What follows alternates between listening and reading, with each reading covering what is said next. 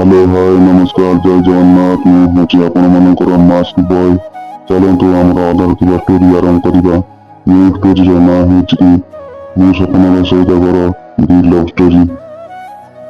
ରାହୁଲ ସାଙ୍ଗ ସୁନୀଲ ଓ ଅଞ୍ଜଳି କୌଣସି ଏକ କାରଣ ଯୋଗୁଁ ଦୁହେଁ ଦୁର୍ଘଟରେ କିଛି ଦିନ ପର୍ଯ୍ୟନ୍ତ ଦୂରେଇ ଯାଇଥିଲେ। ଏହାପରେ ରାହୁଲର ମତିଭ୍ରମ ହେଲା ଭଳି ପାଗଳାମି ବଢ଼ିଯାଏ।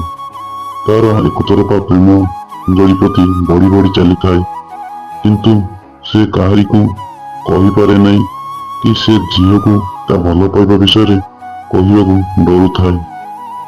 ପୁଣି ରାହୁଲ ମନରେ ଆହୁରି ଗୋଟିଏ ଦ୍ୱନ୍ଦ୍ୱ ଥାଏ କି ତା ସାଙ୍ଗ ସୁନୀଲ ଯଦି ଜାଣିବ ଯେ ରାହୁଲ ଅଞ୍ଜଳିକୁ ଭଲ ପାଉଛି ବୋଲି ଦୁଇ ସାଙ୍ଗଙ୍କ ମଧ୍ୟରେ ସମ୍ପର୍କ ଖରାପ ହୋଇଯିବ।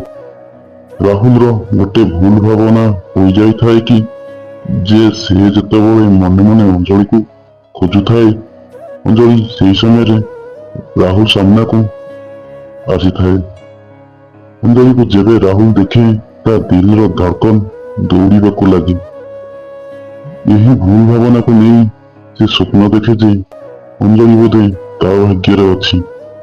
ଭଲ ପାଇବା ସେତେବେଳେ ସକ୍ସେସଫୁଲ ହୋଇଥାଏ ଯେତେବେଳେ ଦି ଜଣ ପଟୁ କିଛି କିଛି ପରସେଣ୍ଟ ଭଲ ପାଇବା ଥିଲେ, କିନ୍ତୁ ଏଠି ରାହୁଲର 100% ଆଉ ଅଞ୍ଜଳିର ରାହୁଲ ପ୍ରତି କିନ୍ତୁ 0% ବି ଫିଲିଂସ ନଥାଏ।